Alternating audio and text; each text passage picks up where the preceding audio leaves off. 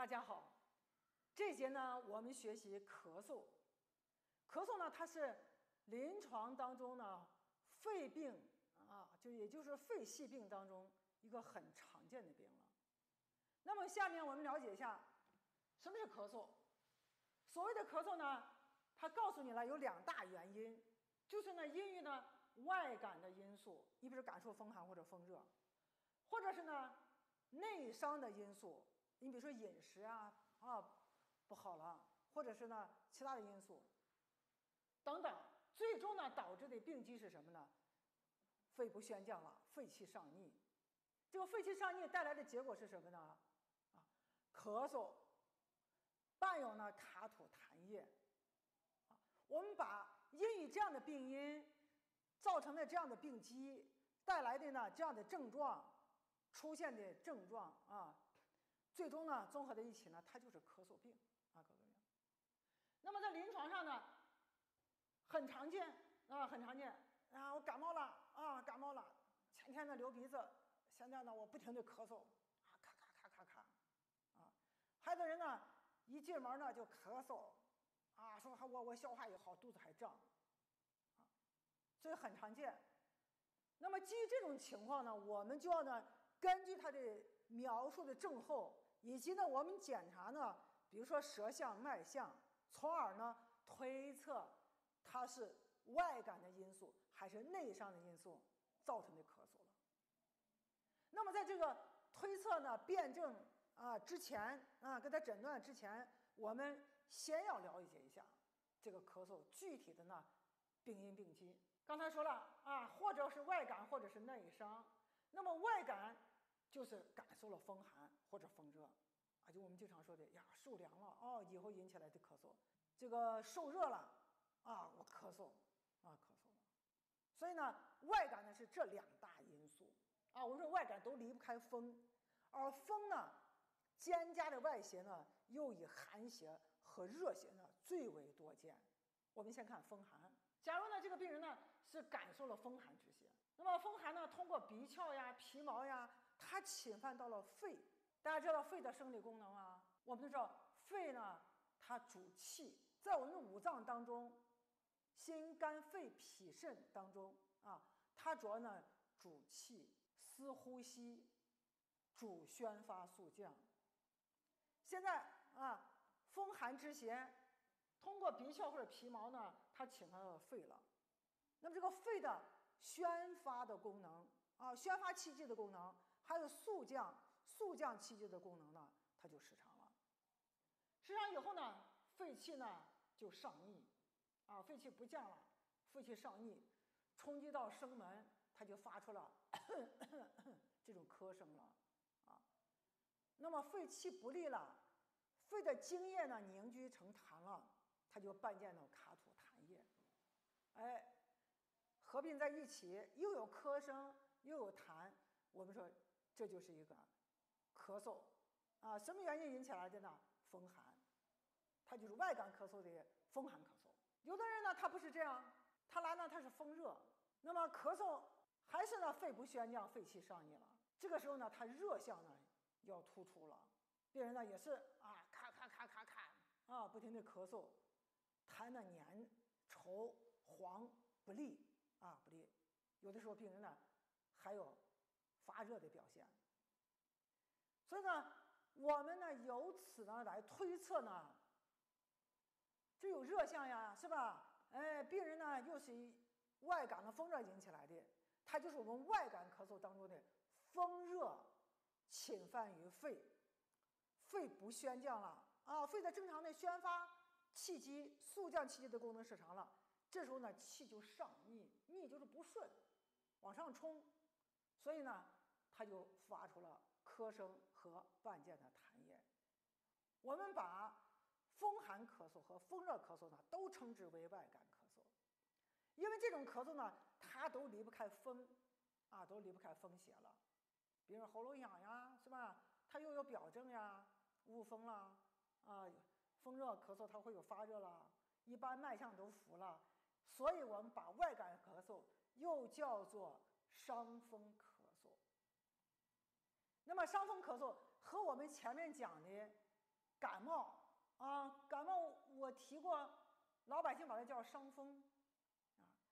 那么他们后面没有咳嗽那2个字，把感冒叫伤风，因为它主要是表症为主啊，恶寒发热、鼻塞流涕、打喷嚏、浑身疼痛啊，那是感冒，伤风感冒。感受了风寒感冒，我们叫风寒感冒。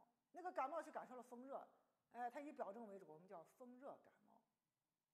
这个呢和那有所不同，病未深了，它有表症，但是它主要在肺，所以把它叫伤风咳嗽。比感冒的病危要深入了啊，要深入了。所以我们的治疗呢也不一样了啊，也不一样了。这是我们说的第一类啊，病因病机的第一类外感咳嗽。第二类，有的人呢，他的咳嗽跟外感没有关系，我们也听到他咳嗽，他也有痰。你在问诊的当中呢，他消化不好啊，我肚子胀，我一吃甜的啊，你不是杏糕呀，是吧？月饼啦，啊，粽子啦，哎呀，我这个一吃多呢，痰就多了啊，肚子胀，消化慢啊，有时候呢不知道饥饿。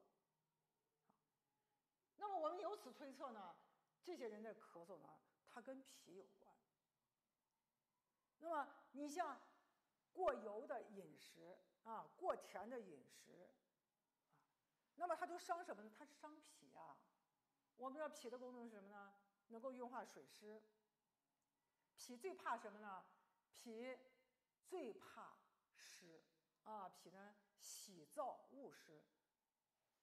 所以呢，这些呢容易呢酿生湿浊的食物呢，侵犯到脾了，脾的运化功能呢运化不动了，啊，水湿呢壅盛了，它化为了痰浊，侵犯到了肺，所以呢，这个时候的咳嗽呢，它就表现的咳嗽痰多，还有呢伴见有呢消化的不良，它就是我们内伤咳嗽里头的啊饮食不当啊，饮食不当。也就是我们说的内伤的咳嗽，这是一种。在内伤咳嗽当中呢，还有一种，你比如说呢，其他的病，慢性病，你比如说包括你手术以后，大的手术，我们损伤了自身的阴液，你比如说外科的手术，它可以伤肺，耗伤阴液，或者是你久病，你比如说我们说到的慢性的气管炎，那病人就是干咳。我们那句说的不太好听的话呢，哎呀，那个人是不是感觉吃到了鸡毛一样的？哎呀，老是干咳，呛得很，憎得脸都红了。你痰非常少啊，非常少了，舌头一伸出来呢，舌头是干红的。这个人呢，他阴不足啊，大病呢他伤阴，或者手术后呢他伤阴，伤的什么阴呢？肺阴。你怎么知道伤肺阴呢？啊，我们知道肺阴不足了啊，肺阴不足了，肺呢就失去了阴液的濡润啊。我们说肺呢它喜润啊，喜润勿燥，所以呢肺一燥，肺气不降了，肺不润降了，肺气上逆了，它就咳嗽啊，它就咳嗽。所以这种咳嗽的内伤咳嗽呢，它跟外感啊关系也不大。所以呢，我们要养阴润肺，它也是属于我们咳嗽当中的内伤咳嗽啊，内伤咳嗽是肺阴本身的不足造成的。所以呢，我们这样分析呢，咳嗽的病因病机呢，由此啊总结出来2大类啊。第一类呢，就是因为外感的风邪呢引起来咳嗽啊，它一般呢发病呢比较短啊，病人都有伤风感冒的病史。感冒呢不好，很快呢风邪啊就风寒或者风热传入到肺了，现在引起了咳嗽，就是它不是感冒了，它引起了气管炎了。那么我们总结一下，第二类呢啊，它跟外感呢关联不大啊，不大了，它和呢我们的脏腑功能失调有关。你看，一个是脾啊，脾不运湿了，湿浊犯肺了，出现的咳嗽卡痰，我们要健脾来化痰。还有一个呢是肺阴本身的不足，出现了肺的干燥、肺燥咳嗽了。这是内伤。内伤呢，它的病程呢，发病的病程比较长比起外感来说呢，它时间长。那么病程长的病跟病程短的病去对比，它的治疗的难度呢，是不是大一些呀？对了它的治起来呢就比较慢一些了慢一些了。总之，我们把咳嗽呢归结起来，它有实证实证我们都归结为邪气呢犯肺了，肺气不降了，肺气上逆了。这个邪呢，你包括了风寒之邪、风热之邪，还有痰湿之邪。所谓的邪都是邪气盛邪气盛，这就指风寒、风热、痰湿。那么我这里头呢，还有一种虚这个虚就是肺阴不足。肺阴不足，它这个虚症，它也一样呢，能够影响到呢肺气的宣化和肃降了气不降了，肺气不降了，肺气上逆了，它也会出现咳嗽。所以我们中医永远都是平衡的，邪气不能盛，正气不能虚。你正常情况下不能有风寒、风热、痰湿，你正常情况下呢，肺气也不能虚，肺阴也不能虚这样子呢，我们宣化的肃降才能正常，维持体内的平衡，从而呢，我们健康的是吧，生活有质量的生活着。好了这就是咳嗽的病因病机。那么了解了病因病机，如何治疗呢？哎呀，我们家谁谁谁呢，就开咳嗽，他一感冒呢就咳不停还要打吊针像这样子的治疗方面的呢，我们下面看我们的辨证论治部分。辨证论治呢，我们也是呢和病因呢外感、内伤来分类去讲。第一类呢就是外感咳嗽感受了外邪了这个外邪呢，第一个呢就是外感咳嗽里头第一个呢就是感受了风寒引起来的风寒咳嗽症。来看病来了，他首先呢就说他的不好症状呀，我咳嗽呀，我都咳嗽2、3天了，有痰呀，痰呢是白的、清晰的，这告诉你什么呀？有热没有热呀？没有热。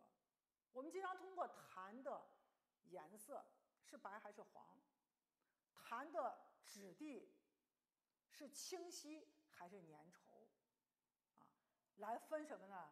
来分是个寒症还是个热症所以你看呢，痰颜色白清晰，寒痰，喉咙痒、咽喉痒说明它有风它就是伤风咳嗽。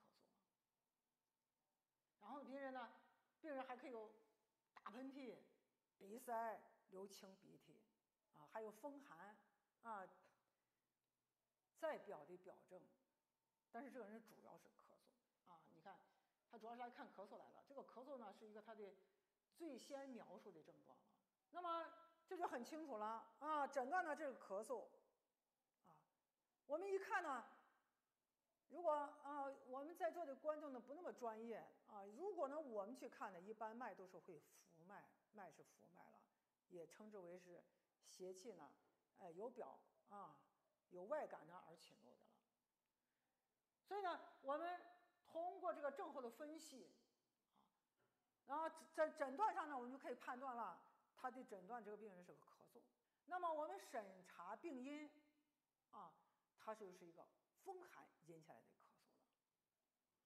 嗽了因为他这个卡痰白嘛，流清鼻涕嘛，脉浮嘛让病人一诉说就是感冒引起来的。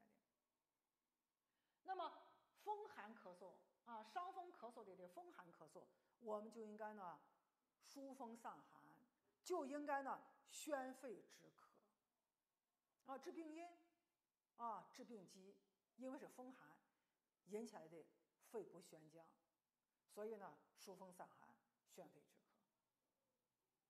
我们用什么药去治疗呢？2个方合在一起非常好了。第一个呢叫3奥汤所以3奥汤它就是呢麻黄汤去掉了桂枝、麻黄、杏仁、甘草。你看麻黄跟杏仁呢，就是宣降肺气，啊，麻黄辛温，它就能够入肺经，啊，你也肺不宣降了，它就能够宣发肺气，啊，让肺气呢正常的通降，从而呢达到止咳。那么你宣，它主要主宣，那么降呢，我们这里头呢又有个杏仁儿，啊，杏仁苦温，也是呢入肺经，专门呢降逆肺气，还兼能够化痰。它偏温，它化寒痰是非常好的了。所以这两个合在一起啊，宣降肺气，而麻黄呢性温又可以发散风寒啊，你这鼻塞呀、流清鼻涕它也好了啊，它也好了。甘草，我们大家都听过甘草片吧，是吧？哎，甘草可以化痰治咳嗽的。那么第二手方呢是止嗽散，啊，止嗽散。哎，这两个方去加减。止嗽散呢，我们经常用的是治百部、治子远，还有前胡、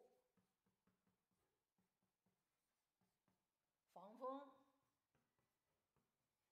陈皮。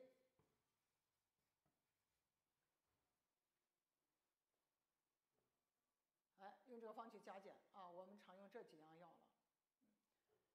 那为什么要治百部、治子远？都是拿蜂蜜啊，蜂蜜倒到百部和子远啊，分别放到倒入锅里头啊，和这些药呢就一炒，治它润肺的作用非常好了。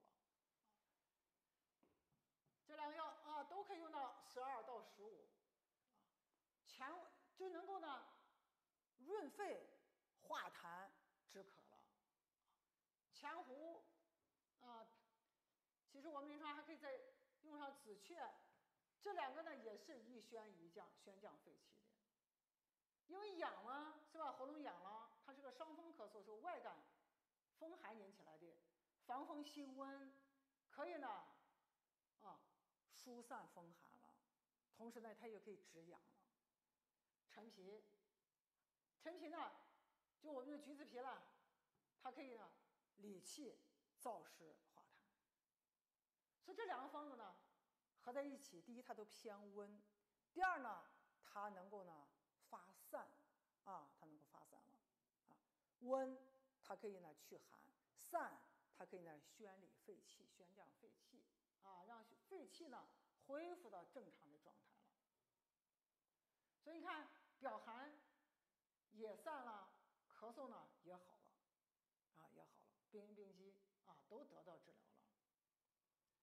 这就是风寒咳嗽症啊，我们用这两手方呢去加减治疗啊，加减治疗。外面呢啊，就是中药店呢还有一个百步糖浆啊，就是吃汤药有点麻烦啊，你可以买那个百步糖浆啊去喝。第二个，就外感咳嗽的第二个症型是风热咳嗽。风热咳嗽呢，有的是从风寒咳嗽发展而来的，你病人不来，他就是受凉了，打喷嚏、流清鼻子、咳嗽，他在家康了，啊，也许我等上2天他就好了，结果没有好，咳嗽呢还重了，清痰变成黄痰了。现在呢或者呢还可以发烧了，这是一种情况。第二种呢，这个病人呢是直接感受了风热了啊，直接感受风热。哎，这是风热的来源。我们先看这个病人的症状啊，你咋了？哪不舒服？哎呀，啊，咳嗽了，嗓子还疼，哦，昨天晚上还发烧了。你咳嗽痰多不多呀？咦，痰是黏的啊，感觉的多，但是出不来啊，出不来，不利啊，卡吐不利。那么就从痰而言啊，你看它的色是黄，指的它粘稠热啊热。咽喉呢干痛，甚至病人还发烧。鼻涕呢也是黄粘稠鼻涕了啊，嘴干。舌苔呢一般都是薄黄。我们要把脉的话，其实这脉这时候不单纯的是浮脉了，而是浮硕脉。浮脉，这说明是一个外感的病人了，感受外邪的。那么硕呢，代表的是热啊，是热。所以它是外感咳嗽里头的风热咳嗽症，就像我们感冒一样，要分寒感冒、热感冒。我们咳嗽一样呀，你是风寒引起来咳嗽还是风热引起来咳嗽？如果是个风热咳嗽，我们绝对不能够再用温药了，啊，不能用温药了。温药呢，只对于呢风寒咳嗽的病人啊应用。所以像这呢，我们叫辛凉的要上来了啊，辛凉解表，疏风止渴。那用什么方子呀？那肯定不能用桑奥汤和止嗽散了，我们用桑菊饮啊，桑菊饮。桑菊饮呢，大家一听啊，桑叶、菊花，大家都熟悉。桑树是吧？哎，就那个上面的长的那个桑树叶啊，桑树叶，它可以呢清肺热，它辛凉清肺热。菊花啊，菊花它也入肺经，也能够呢疏散风热。薄荷、连翘、杏仁儿、桔梗、芦根。如果啊，我们说这个痰多，可以加上呢枳、枇杷叶，简称枳杷叶。桑叶12，菊花12，薄荷，因为它质地轻，我们用量呢也轻。6，连翘15，杏仁12，桔梗12，芦根15，枳、枇杷叶15。我们来看一下这个方子的分析啊。那么桑菊饮、桑叶菊花呢，是这个方子里的君药了啊。我们方剂讲究呢君臣佐使啊，就像封建帝制啊，那个按照地位呢去排名啊，君呢君主嘛，皇帝呢他最大了啊，所以呢这个君药呢，也就是主要的药物呢，它在方子当中起的作用呢是最为重要的了。这两个呢不单单呢它能够清肺热，你看它两个的清辛凉啊，它还可以外散风热。你比如说发烧啊，啊，它还可以呢疏散风热了啊，内清外散啊，内清清肺热，外散发散风热啊，不发烧了，脸也不红了啊。薄荷呢，它可以呢清利头目，你比如头疼呀，发烧了哈，它可以退热治头疼，而且可以通鼻窍啊，就鼻塞呀、流黄鼻涕呀、鼻子不通啊，它又可以通鼻窍，连翘清肺热。你看杏仁跟桔梗，桔梗呢主升，肺气呢宣发肃降失常了啊，宣降失常了啊，因为风热侵犯了，你光清风热不够，所以呢我们还要恢复到正常的宣降。所以一个是宣肺桔梗，一个是降逆，杏仁就是降嘛啊，它就主降。你说这个药不就是温吗？啊，在这风热还用这温啊？但是你看桑叶、菊花、薄荷、连翘，包括枳杷叶，它全是凉药，它就制约了这个杏仁的温啊，这个温了。其实这个杏仁它也不是一个大热的药啊，它这个就仅仅是温，还够不上热。我们取它的降，所以那些药的凉呢，又制约它的温，哎，让它呢去降肺逆啊，又不至于呢出现了肺热。芦根清热生津，枳杷叶专门是清化热痰如果这个时候呢，病人还发烧，就你看到脸红红的，我们加个体温表一出来，哎呦，38度多，你可以加上呢生柴胡，你可以再加上呢，我们这不是有连翘了，你可以再加上呢金银花，生柴胡、连翘、金银花一用，再加上薄荷，热就退下去了。如果呢大便干，你比如说肺一热呀，它不仅仅的表现为咳嗽、卡热痰，说呀大便还干，好几天没上厕所了。为什么会大便干呀？肺和大肠的关系呢是互为表里就是肺和大肠呢为表里，肺热宜于大肠了，所以呢大肠有热了，粪质呢干燥了大便就排出困难了。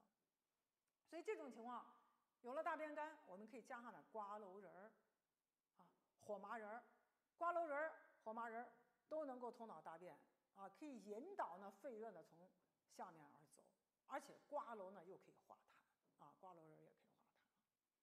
要干的厉害，你加火麻仁；干的不厉害，你就用瓜蒌仁了。这个小孩比较多见，小孩你看一咳嗽呀，扁桃体还大呀，还发着烧，还大便还干所以呢，我们拿这个方子发着烧，刚才说了生柴胡，还有呢金银花，过于大我们还有板蓝根，再加上瓜蒌仁你看烧也退了，咳嗽也好了，大便也通了大便通。这就是我们今天说的外感咳嗽最常见的就这2个症型。好了，内伤咳嗽，内伤咳嗽呢，它不像外感咳嗽那么快就感冒2-3天，或者感冒一天就出现咳嗽了病程越短，发病越快越好治了。你像从你消化不良到你呢发生咳嗽呢，它的时间比较漫长。我们见过一个老人，他是算说着话的跟你说着话的，就咳嗽起来，一咳嗽就感觉到那个喉咙里头呢咕噜咕噜咕噜咕噜可多痰了。他说他就吃饭当中，比如吃饺子呀比较干的，或者吃一些这个面条捞面稍微一呛一咳嗽呢，痰也是咕噜咕噜咕噜可多了。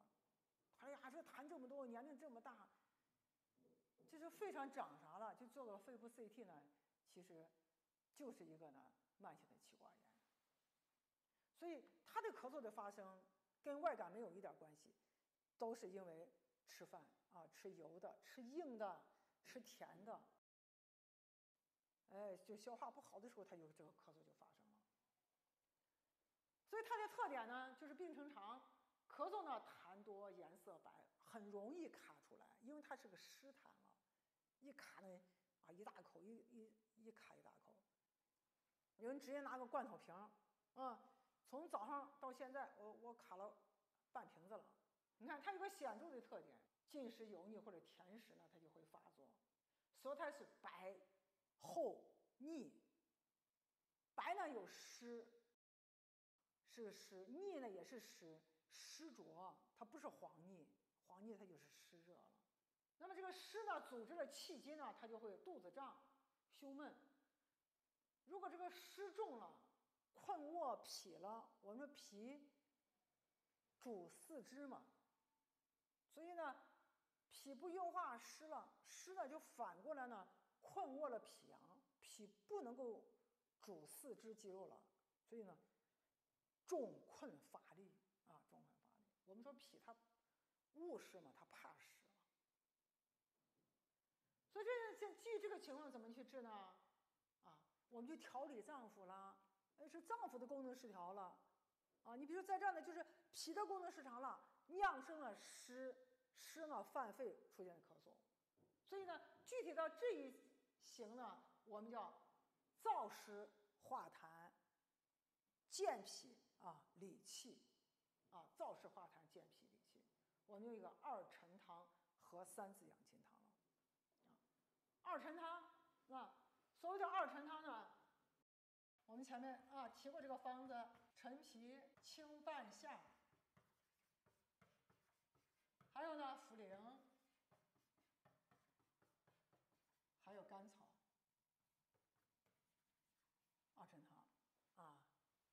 陈橘皮啊，一定是放了1年以上的，陈半夏啊，我们把这叫清半夏了。这就是二陈汤。二陈汤呢，在这儿呢，主要是治脾的啊，主要治脾的。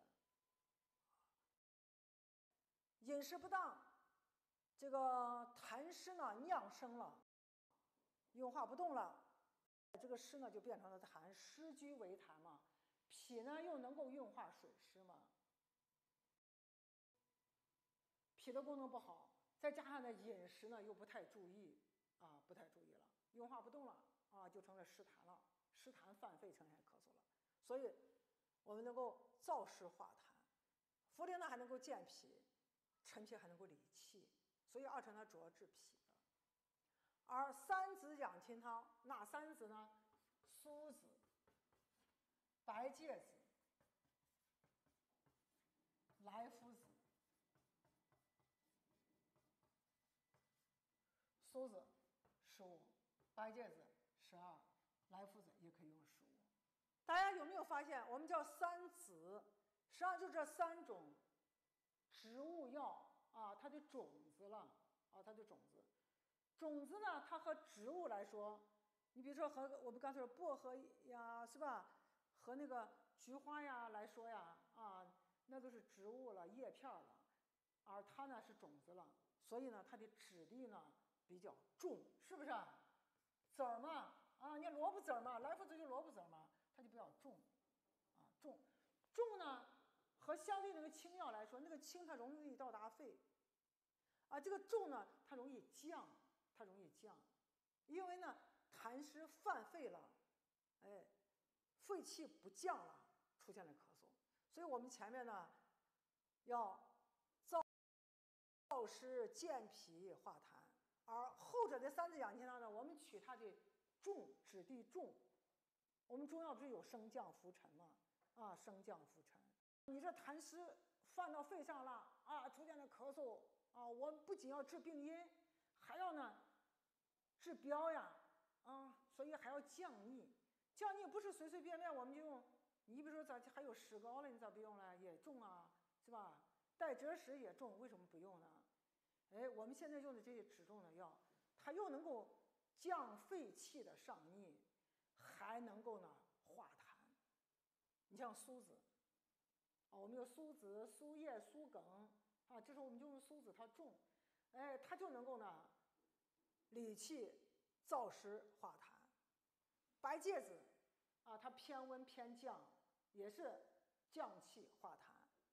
莱菔子就是萝卜籽儿，我说的萝卜大家都知道，啊呀，就是的啊，我一咳嗽，我妈就能给我熬那个萝卜，白萝卜切成片儿啊，煮水让我喝水，啊，因为痰也少了，我消化也好了，我肚子也不胀了，啊，我消化也好了，我咳嗽肯定就明显减轻了，因为每次它是消化不好呢带来的咳嗽了，所以你看这个萝卜籽儿也是啊，又消食又理气又化痰。所以三子养心汤它主要治肺，啊，降逆化痰；二陈汤它主要治脾，啊。所以呢，这是我们的痰湿咳嗽。病人呢，说舌苔白厚腻，消化不好，我们还可以再加上呢厚朴，啊。那么厚朴呢，能够啊理气和胃啊，理气和胃。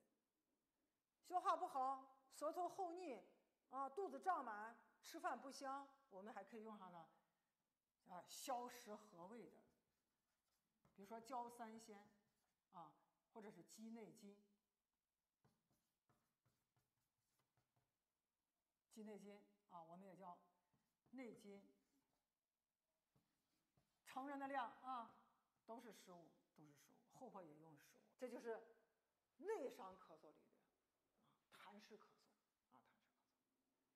正如我们《内经》所说的，5脏6腑皆令人咳，啊，非独肺也。这就咳嗽，就是其他的脏腑有病也可以累积到肺发生咳嗽，啊，哎，不单单是肺本身的问题引起来的咳嗽。这就《黄帝内经》这句话告诉我们这个咳嗽发病的广泛性啊，广泛性。也提示我们呢，治咳嗽呢不能救肺而光治肺救肺去治肺了因脾引起来的，还要从这个健脾燥湿呢来入手了。好，看最后一个内伤咳嗽呢是肺阴亏虚这个是比较难治的了。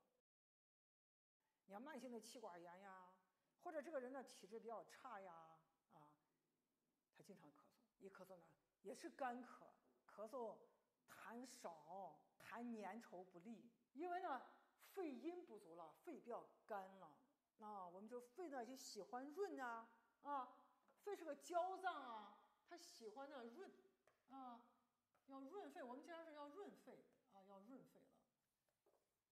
现在肺燥，肺一燥呢，肺就不降了呀，肺湿濡润了，肺不这个肃降了，肺气上逆了肺气上逆得咳嗽，所以干咳，痰少或者没有痰。那么有痰呢，多数情况下痰是黄的黄的阴虚有热，我们讲这个阴虚生内热嘛虚火有虚火了。那么这个虚火呢，如果呢损伤了肺络，它就会呢痰中带血。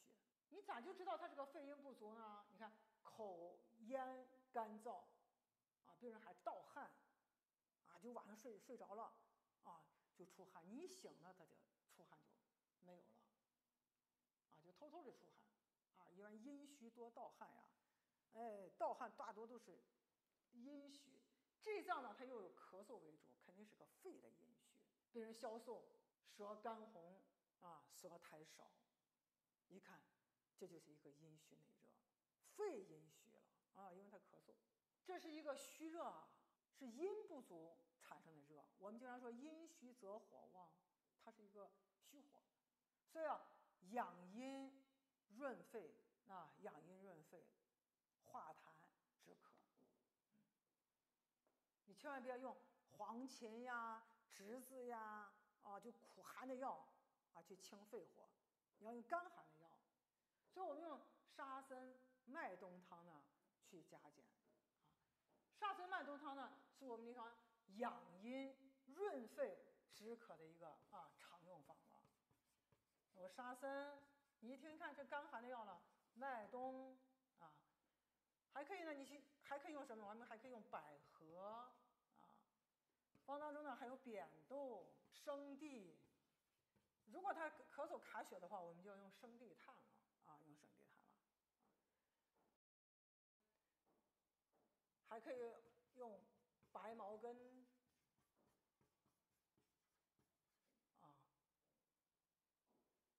肺不润降，肺气上逆咳嗽是肺阴不足，养肺阴，沙参15，麦冬15，百合20扁豆我们通过补脾来养肺叫培土生金，扁豆20，生地15到18痰中有血，我们可以用白茅根白茅根呢凉血止血。有痰呀，痰粘稠呀，痰不利呀也可以加上呢八叶治八叶。治枇杷叶呢，它就化热痰